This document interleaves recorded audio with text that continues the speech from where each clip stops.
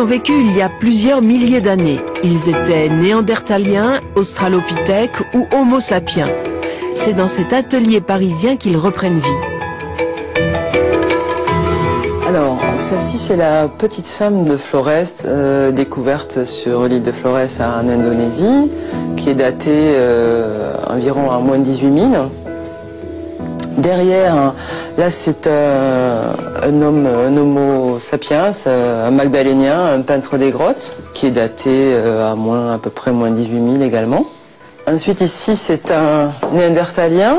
Il est quand même velu comme garçon. Oui, mais bon, là, il est en cours. On vient juste de finaliser les implants de poils. On va recouper le système pileux. Puis il manque encore une coloration sur le visage. Elisabeth Denès travaille avec des paléontologues, mais aussi avec des anthropologues médico-légales de l'Institut de recherche criminelle. Actuellement, elle reconstitue le crâne d'une jeune fille de 17 ou 18 ans morte il y a quelques 20 000 ans dans une grotte en Dordogne. Ces petites allumettes qu'on voit ici, en fait, ce sont les calculs d'épaisseur de tissu mou, c'est-à-dire muscles et peau, que me communique l'Institut de recherche criminelle après avoir fait une étude de ce crâne afin de permettre une reconstruction. En fait, ce sont les mêmes procédés que lors d'une enquête criminalistique. Il y a une première encoche ici, c'est le minima d'épaisseur, et la deuxième, c'est le maxima. Voilà. À partir du moment où j'ai pu installer tous ces points, je commence à faire la mise en place des muscles. Et ensuite, une fois que les muscles seront positionnés, là, je pourrai appliquer mes épaisseurs de peau.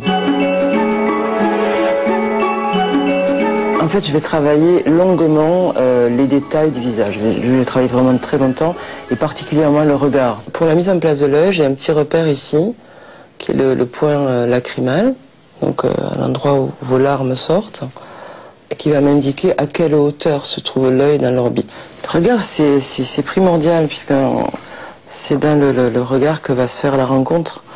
Donc je sens que je l'ai trouvé quand moi-même je suis déstabilisée. Par exemple, quand je croise le regard d'un néandertalien que j'ai terminé, il m'arrive vraiment d'être, enfin, pas intimidée, mais d'être perturbée. Donc là, je sais que c'est bien.